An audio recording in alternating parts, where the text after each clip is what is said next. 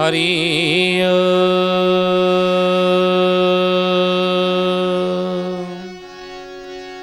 ओम भूर्भुवः स्वः तत्सवितुर्वरेण्यं भर्गो देवस्य धीमहि धियो यो नः प्रचोदयात्।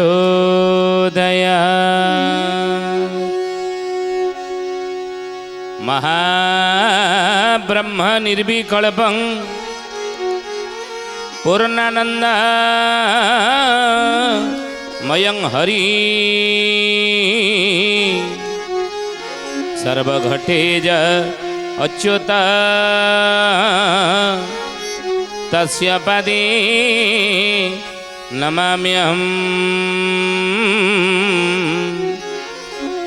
तस्य पदे नमाम्यहम्। बोलिए महापुरुष अच्युतानंद जी की शुद्धि जनी ज्ञानी गुणी मंडली।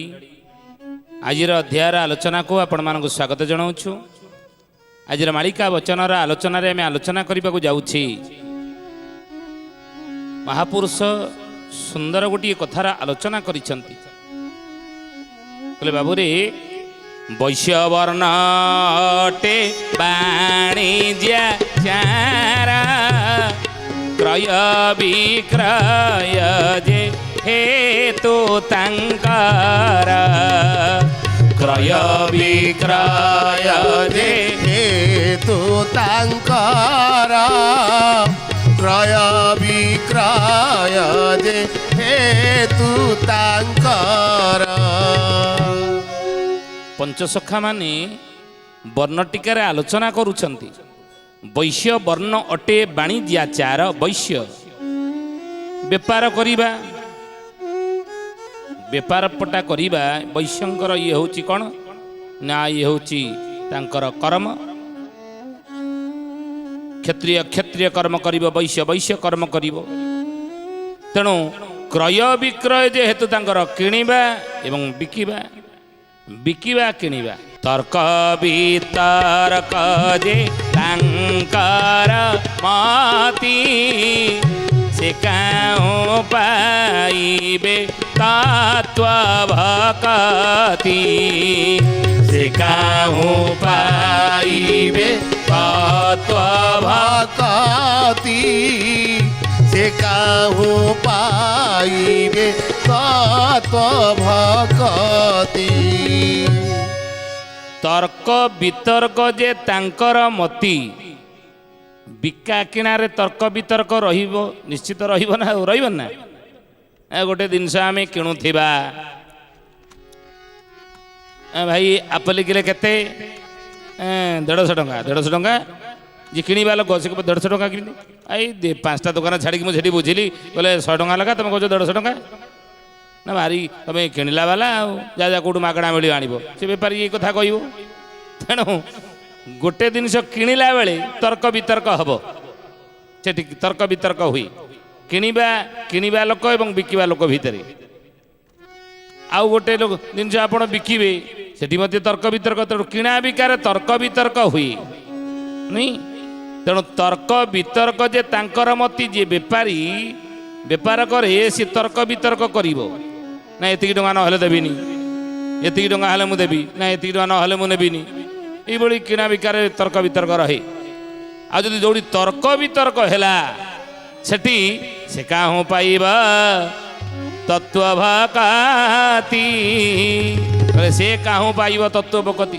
तर्क वितर्क ले सेठी तत्व भक्ति मिले नाही भगवान प्रति भक्ति मिले नाही। अच्युत कहले राम रे जेबे कर्म बळे कर्म ही मिले मुक्ति पथ लाभांति निश्चले मुक्ति पथ लाभांति निश्चले मुक्ति पथ लाभांति निश्चले।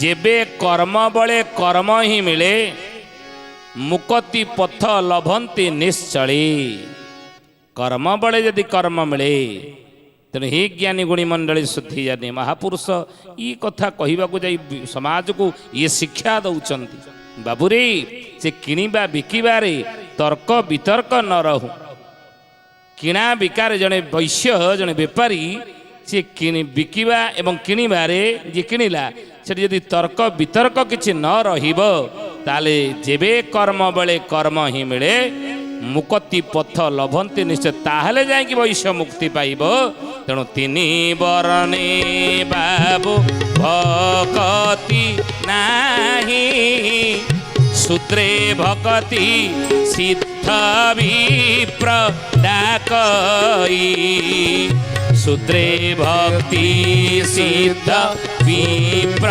डाकई सूत्रे भक्ति सिद्ध विप्र डाकई तीन वर्णे बाबू भक्ति नाही तीन वर्ण रे अच्युत कहते वर्ण टीका मालिकार नाम वर्ण टीका राम रे ये तीन वर्ण रे भक्ति नाही तेणु शूद्रे भक्ति सिद्ध विप्रडा कई शूद्र रे ही भक्ति रही भक्ति अच्छी शूद्र रे तेणु से अच्युत वर्ण टीकार को प्रमाण देले बोले जो व्यक्ति नारा देह करीण ग्रहण बाबू करीण ग्रहण हीन कर्मे रता होई कटाए जीवन बाबू कटाए जीवन जो व्यक्ति नर देह करीण ग्रहण ये नरदेह जो व्यक्ति ग्रहण करी पाई जदि हीन कर्मे रत होई कटाए जीवन हीन कर्म रे जदि जीवन कटई देला ताले कौन ताको कहिबा अच्युत कहते कौन कहिबा मालिकार नाम गुरु भक्ति गीता ये गुरु भक्ति गीतार महापुरुष कौन कहले ताको कौन कह बोले महापुरुष अच्युतानंद जी की शुद्धि जानी पशुर समान से ही किछि नहीं भिन्न बाबू किछि नाही भिन्न अत्यंत पात की से ही नरंग धाम बाबू नरंग धाम से अधम बा बद्ध जीवसी महापुरुष गुरु भक्ति गीतार कहले पशुर समान से किछि नाही भिन्न गोटे पशु ठारे एवं से व्यक्ति ठारे किछि भिन्ना भिन्न नाही से कथा को महापुरुष कहउचंदी आहार निद्रा भय मैथुनंच समानमेतत् पशुभि नराणाम धर्मो एको ही अधिको विशेष धर्मेण हीन पशुभि समान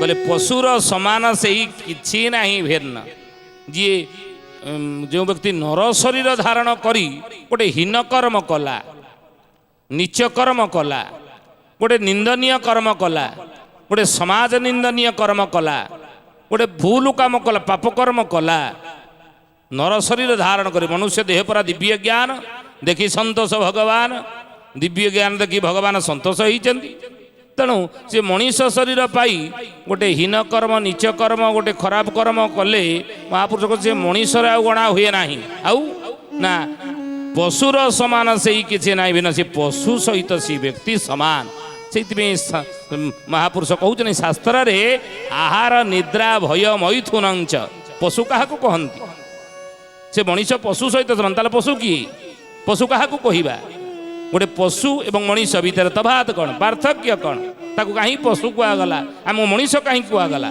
कारण कौन शास्त्र ये विषय रे कौन सिद्धांत देइछंती ये सुधी जाने कहले आहार निद्रा भय मैथुनंच आहार निद्रा भय मैथुन ये चारोटी कर्म जी करिबो ताकू पशु कहवा ये चारोटी कर्म सहित जी ସୀମିତ ଏ ଚାରୋଟି ଭିତରେ ଯିଏ ସୀମିତ ତାକୁ ଆମେ ପଶୁ କହିବା। ଏ ଚାରୋଟି କର୍ମ ଭିତରେ ଯିଏ ଆବଦ୍ଧ ତାକୁ ଆମେ ପଶୁ କହିବା। ଆହାର ବୋଲେ ଖାଦ୍ୟ ଖାଇବା ଖାଇବା ଆଉ ଖାଇବାରେ କିଛି ସମୟ ଜ୍ଞାନ ନଥିବ, ଖାଇବାରେ କିଛି ବାଛ ବିଚାର ନଥିବ। ଆହାରେ ଭଲ ମନ୍ଦ ନାହିଁ, ଯେ ସ୍ଥାନେ ଯେମନ୍ତେ ମିଳଇ, ଯେଉଁ ସ୍ଥାନରେ ଯେଭଳିଆ ମିଳୁ ତାକୁ ଖାଇବା। ଯେଉଁ ସମୟ ହେଇଥାଉ, ସେ ରାତି 3ଟା ହେଇଥାଉ ବା ରାତି 12ଟା ହେଇଥାଉ, ଦିନ 4ଟା ହେଇଥାଉ ବା ଭୋର 5ଟା ବେଳେ ହେଇଥାଉ, ବ୍ରାହ୍ମ ମୁହୂର୍ତ୍ତ। ଭୋର 5ଟା ହେଉଛି ବ୍ରାହ୍ମ ମୁହୂର୍ତ୍ତ, ରାତି 4ଟା ଏଇ ବ୍ରାହ୍ମ ମୁହୂର୍ତ୍ତ। ଏ ସମୟରେ ଆହାର କରିବାର ସମୟ ଇଏ ନୁହଁ, ଖାଦ୍ୟ ଖାଇବାର ସମୟ ଏ ସମୟ ନୁହଁ। ଏ ସମୟରେ ଈଶ୍ୱର ଆରାଧନା କରିବାର ସମୟ ହେଉଛି ବ୍ରାହ୍ମ ମୁହୂର୍ତ୍ତ। ବ୍ରାହ୍ମ ମୁହୂର୍ତ୍ତରେ ଭୋଜନ ନିଷେଧ ହେଇଥାଏ। କାହିଁକି ନା ହେ ଜ୍ଞାନୀ ଗୁଣୀ ମଣ୍ଡଳୀ ମନେ ରଖନ୍ତୁ ଏ କଥା, ପ୍ରକୃତିରେ ଏକ ଅମୃତ ତତ୍ତ୍ୱ ପରିବ୍ୟାପ୍ତ ହେଇକି ଥାଏ ଏଇ ଭୋର 4ଟା ବେଳୁ, ୟାକୁ ବ୍ରାହ୍ମ ମୁହୂର୍ତ୍ତରୁ। ଆଉ ଏ ସମୟରେ ଏ ସମୟ ହେଉଛି ଈଶ୍ୱର ଉପାସନାର ପ୍ରକୃଷ୍ଟ ସମୟ। ଈଶ୍ୱର ପୂଜା, ଈଶ୍ୱର ଆରାଧନା, ଜପ କରିବା, ଯଜ୍ଞ କରିବା, ଧ୍ୟାନ କରିବା, ତପସ୍ୟା କରିବା, ମନ୍ତ୍ର ଜପ କରିବା, କୌଣସି ସାଧନା କରିବା, କୌଣସି ପୂଜା ପାଠ କରିବା, ଦେବ ମନ୍ଦିର ଯିବା ବା କୌଣସି ଗୀତା ଭାଗବତ ରାମାୟଣ ପଢ଼ିବା, ଶାସ୍ତ୍ର ପଢ଼ିବା ବା ଭଗବତ ପୂଜା କରିବା, ଦୀପ ଜାଳିବା, ଧୂପକାଠି ଜାଳିବା, ଈଶ୍ୱରଙ୍କ ଠାରେ ମୁଣ୍ଡିଆ ମାରିବା, ପୂଜା ଅର୍ଚ୍ଚନା କରିବା, ୟାର ପ୍ରକୃଷ୍ଟ ସମୟ ହେଉଛି କେଉଁଟା ନା ବ୍ରାହ୍ମ ମୁହୂର୍ତ୍ତ। କୀର୍ତ୍ତନ ଭଜନ ଜଣାଣ କରିବା, କୀର୍ତ୍ତନ କରିବା, ପ୍ରଭୁ ନାମ ଟିକେ ସକାଳୁ ଉଠି କୀର୍ତ୍ତନ କରିବା, ସୂର୍ଯ୍ୟ ଭଗବାନଙ୍କୁ ଟିକେ ସ୍ତୁତି କରିବା। ଏ ହେଉଛି ବ୍ରାହ୍ମ ମୁହୂର୍ତ୍ତରେ ଏଇ କାମ କରାଯାଏ। ଯଦି ବ୍ରାହ୍ମ ମୁହୂର୍ତ୍ତରେ ଆମେ ଭୋଜନ କରିବା, ଇଏ ଭୋଜନ କରିବାର ପ୍ରକୃତ ସମୟ ନୁହଁ। କିଏ ଭୋଜନ କରେ ନା ପଶୁ। ଯିଏ ପଶୁ ହେଇଥିବ ସିଏ କ'ଣ ଆଉ କୀର୍ତ୍ତନ କରିବ? ଯିଏ ପଶୁ ହେଇଥିବ ସିଏ କ'ଣ ଆଉ ମନ୍ତ୍ର ଜପ କରିବ? ଯିଏ ପଶୁ ହେଇଥିବ ସିଏ କ'ଣ ଆଉ ଈଶ୍ୱର ପୂଜା କରିବ? ଧୂପ କାଟି ନେଇକି ଜାଳି ଦେଇକି ଟିକେ ଆସେ ମନ୍ଦିରରେ, ଭୋର 4ଟା ହେଇଗଲାଣି, ଯାଉଛି ଗାଧେଇ ପାଧେଇ। ଗୋଟେ ଗାଈ କ'ଣ ଚିନ୍ତା କରେ, ଗୋଟେ ଛେଳି କ'ଣ ଭାବେ, ଗୋଟେ କୁକୁର କ'ଣ ଭାବିବ? ନାଇଁ, ଭୋର 4ଟା ବେଳ ହେଇଗଲାଣି, ଇଏ ବ୍ରାହ୍ମ ମୁହୂର୍ତ୍ତ, ଇଏ ହେଉଛି ଈଶ୍ୱର ପୂଜା କରିବାର ପ୍ରକୃଷ୍ଟ ସମୟ। ଯାଉଛି ଗାଧେଇ ପାଧେଇ ଟିକେ ଦୀପ ଟିକେ ଜାଳି ଦେଇକି ଶିବ ମନ୍ଦିରରେ ଆସେ ଆଜି ସୋମବାର। ଏ କଥା କ'ଣ ଗୋଟେ କୁକୁର ଭାବେ? ନା। ତେଣୁ ସିଏ ସମୟ ଜ୍ଞାନ ତାର ନଥାଏ, ସେ ବ୍ରାହ୍ମ ମୁହୂର୍ତ୍ତରେ ଭୋଜନ କରିବ। ବ୍ରାହ୍ମ ମୁହୂର୍ତ୍ତରେ ଯଦି ଖାଦ୍ୟ ଆସିକି ପହଞ୍ଚିଗଲା, ସେ ତାକୁ ଖାଇଦେବ କୁକୁର। ଭାବିବାନି ଇଏ ବ୍ରାହ୍ମ ମୁହୂର୍ତ୍ତ ପୂଜା କରିବା ସମୟ ଖାଇବିନି, ନା। ତେଣୁ ପଶୁ ହିଁ ଏ କାମ କରେ। ଖାଇବାର ଟାଇମ୍ ଟେବୁଲ୍ ତାର ନଥାଏ, ଆହାର ଟାଇମ୍ ଟେବୁଲ୍ କିଛି ନାହିଁ। ଯେତେବେଳେ ଯେଉଁ ଖାଦ୍ୟ ହେଉ ସେଇ ଖାଦ୍ୟ, ନାଇଁ ଆଜି ସଂକ୍ରାନ୍ତିଟା, ଆଜି ଅମୁକ ସେ ଖାଇବିନି।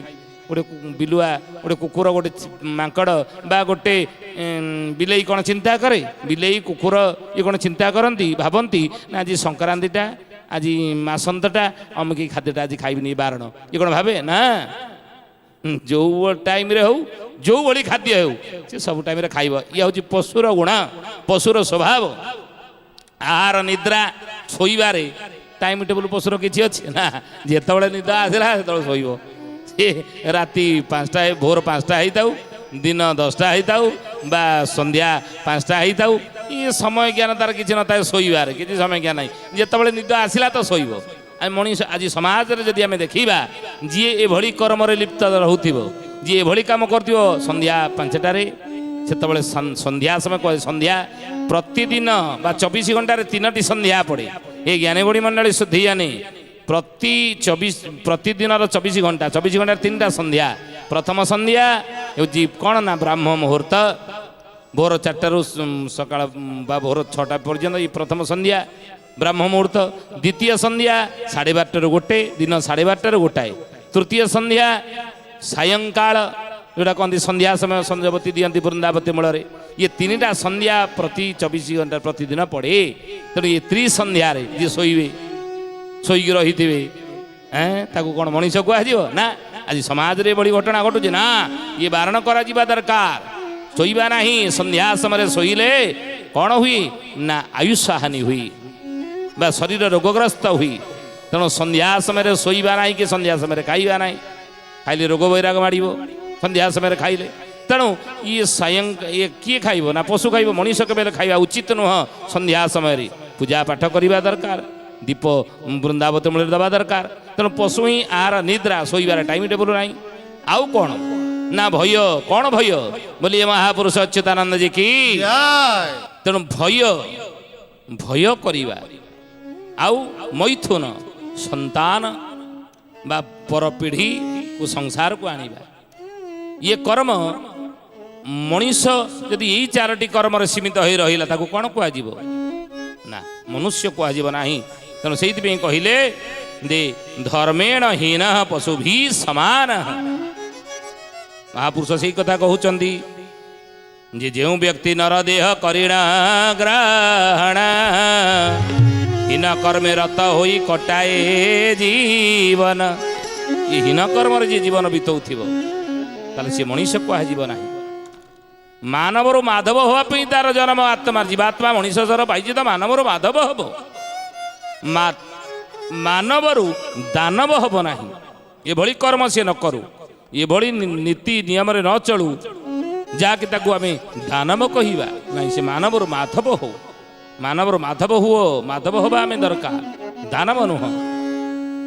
ତେଣୁ ଅଚ୍ୟୁତ ସେଇଥିପାଇଁ କହୁଛନ୍ତି ବାବୁରେ ତିନି ବର୍ଣ୍ଣ ସେବା କରିବା ପାଇଁ ଶୂଦ୍ର କ୍ଷିତିରେ ଯେ ଉଦୟ ହୋଇ ଶୂଦ୍ର କ୍ଷିତିରେ ଯେ ଉଦୟ ହୋଇ ଶୂଦ୍ରାକ୍ଷିତିରେ ଯେ ଉଦୟ ହୋଇ ତିନି ବର୍ଣ୍ଣ ସେବା କରିବା ପାଇଁ ଶୂଦ୍ର କହିଲେ କୌଣସି ବର୍ଣ୍ଣକୁ କୁହାଯାଉନି। ଶୂଦ୍ର ପ୍ରତ୍ୟେକ ଦିନ ମଣିଷ ଯେତେବେଳେ ଯେଉଁ କର୍ମ କରିବ ସେ ସେଇ ବର୍ଣ୍ଣରେ ପରିଗଣିତ ହେବ, ସେଇ ବର୍ଣ୍ଣରେ ହିଁ ସେ ବିବେଚିତ ହେବ। ସକାଳେ ଈଶ୍ୱର ଆରାଧନା କଲେ, ପୂଜାପାଠ କଲେ, ସେତେବେଳେ ଆମେ ବ୍ରାହ୍ମଣ। ଯେତେବେଳେ ରୋଜଗାର କରୁଛେ ପରିବାର ପାଇଁ ଧ୍ୟାନ ଦେବେ କଥା ଉପରେ। ହେ ଜ୍ଞାନୀ ଗୁଣୀ ମଣ୍ଡଳୀ, ପୂଜାପାଠ ସକାଳୁ ଉଠିକି କଲେ, ଈଶ୍ୱର ଆରାଧନା କଲେ, ଜପ କଲେ, ଧ୍ୟାନ କଲେ, ତପସ୍ୟା କଲେ, ବୃନ୍ଦାବତୀ ମୂଳରେ ଜଳଦାନ କଲେ, ସୂର୍ଯ୍ୟ ଉପାସନା କଲେ, ସେତେବେଳେ ଜଣେ ବ୍ୟକ୍ତି ଯେତେବେଳେ ବ୍ରାହ୍ମଣଚିତ କର୍ମ ସିଏ କଲା, ଗୀତା ପଢ଼ିଲେ ଟିକେ ସକାଳୁ ଉଠି, ତାହେଲେ ସେତେବେଳେ ବ୍ରାହ୍ମଣଚିତ କର୍ମ କଲା, ସେତେବେଳେ ଜଣେ ବ୍ୟକ୍ତି ବ୍ରାହ୍ମଣର ସମ୍ମାନ ପାଇବ, ବ୍ରାହ୍ମଣ ପଦବାଚ୍ୟ ସିଏ। ଆଉ ଯଦି ମଧ୍ୟ ଅନ୍ୟ ସମୟରେ ପୂଜାପାଠ ସରିଲା ପରେ ପୂଜାପାଠ ସାରି ଖାଇସାରିଲା ପରେ କର୍ମମୟ ଜୀବନରେ ବ୍ୟସ୍ତ ରହିବା, ରୋଜଗାର କେଉଁଠି କରିବା, କେଉଁଠି ପରିବାର ପାଇଁ ପୁଣି ଚଳିବା ପାଇଁ ଦରକାର, ଅମୁକେ ସମୁକେ ଦରକାର, ରୋଜଗାର କରିବା, ନିଜର କର୍ମ ସଂସ୍ଥାନକୁ ଯିବା। ତେଣୁ ସେତେବେଳେ ଜଣେ ବ୍ୟକ୍ତି କ୍ଷତ୍ରିୟ ହେଲା। ବୈଶ୍ୟ ଯେତେବେଳେ ଗୋଟେ ବଦଳରେ ଆଉ ଗୋଟେ ଜିନିଷ ଆମେ ଆଣିବା, ପଇସା ଦେଲେ ଅନ୍ୟ ଗୋଟେ ଜିନିଷ କିଣିକି ଆଣିଲେ ଆବଶ୍ୟକ ସାମଗ୍ରୀ, ବୁଝିଲେ, ସେତେବେଳେ ଜଣେ ବୈଶ୍ୟ।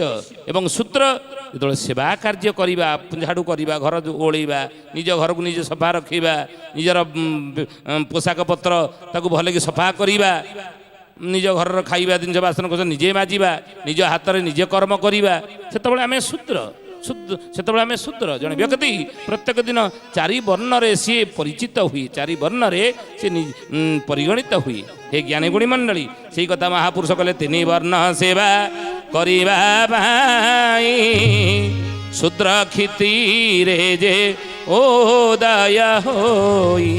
ଆଉ ଜଗନ୍ନାଥ ଦେବ ତିନି ଯୁଗରେ ପ୍ରଚ୍ଛନ୍ନ ମୂରତି ତିନି ବର୍ଣ୍ଣରେ, ପ୍ରଚ୍ଛନ୍ନ ମୂରତି ତିନି ବର୍ଣ୍ଣରେ, ପ୍ରଚ୍ଛନ୍ନ ମୂରତି ତିନି ବର୍ଣ୍ଣରେ।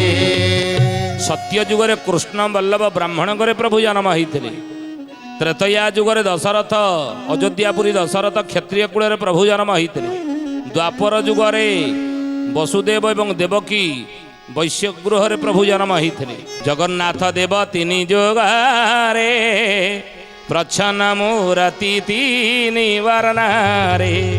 ତାଙ୍କ ପାଦ ସେବା ଆମ୍ଭର ଯେଣୁ ପାମର ଅଚ୍ୟୁତ ଶୂଦ୍ରଟି ତେଣୁ, ପାମର ଅଚ୍ୟୁତ ଶୂଦ୍ରଟି ତେଣୁ, ପାମର ଅଚ୍ୟୁତ ଶୂଦ୍ରଟି ତେଣୁ।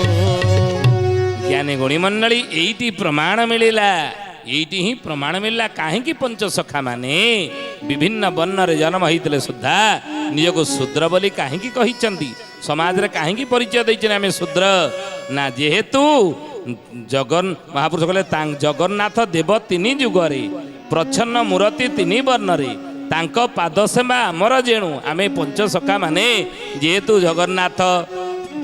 ଜଗନ୍ନାଥ ପ୍ରଭୁଙ୍କର ପାଦ ପଦମ ସେବି ମୁଦିନ ଅଚ୍ୟୁତ ଦାସ ବୋଲାଉଛି କବି। ଯେହେତୁ ପଞ୍ଚସଖା ମାନେ ନିଜର ଇଷ୍ଟ ଆରାଧ୍ୟ ରୂପରେ ଜଗନ୍ନାଥ ମହାପ୍ରଭୁଙ୍କୁ ହିଁ ଗ୍ରହଣ କରିଛନ୍ତି।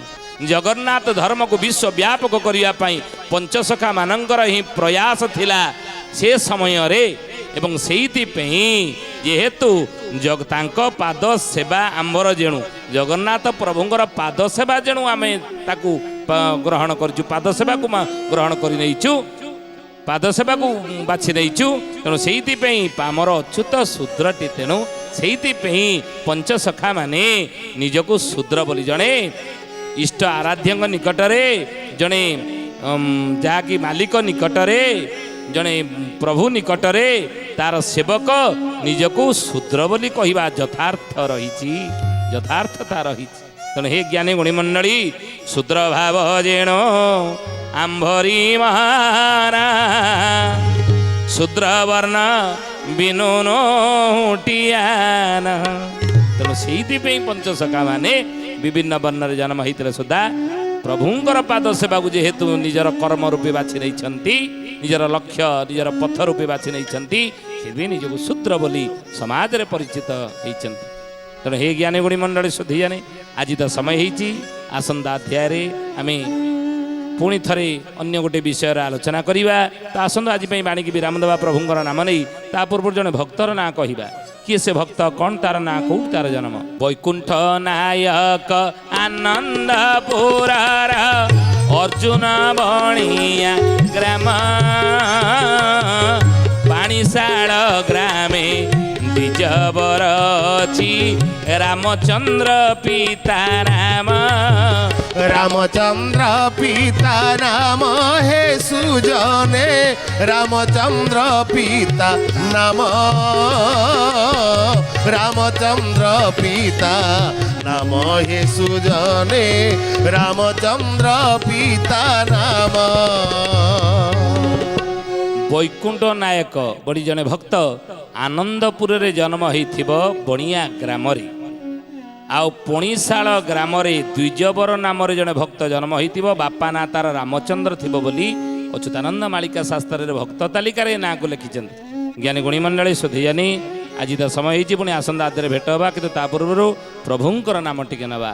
ବୋଲା ହରି ବୋଲା ହରି ବୋଲା ବୋଲା ହରି ହରି बोला हरि बोला हरि बोला बोला हरि हरि। ଜୟ ଜଗନ୍ନାଥ ଆଦି କନ୍ଦ ମଦନ ମୁରାରୀ, जय जगन्नाथ आदि कंद मदन मुरारी। ହରି ବୋଲା ହରି ବୋଲା ବୋଲା ହରି ହରି। बोला हरि बोला हरि बोला बोला हरि हरि। ସୁଧୀଜାନୀ, ଆଜି ପାଇଁ ବିଦାୟ ଦିଅନ୍ତୁ, ପୁଣି ଆସନ୍ତା ଅଧ୍ୟାୟରେ ଭେଟ ହେବା। ରହୁଛୁ। ହରି ଓମ୍ ଶାନ୍ତି ଶାନ୍ତି ଶାନ୍ତି ସର୍ବାରିଷ୍ଟ ସୁଶାନ୍ତିରେ ଭବତୁ। ପ୍ରାର୍ଥନା ଆମ ଆନନ୍ଦର ଉତ୍ସ।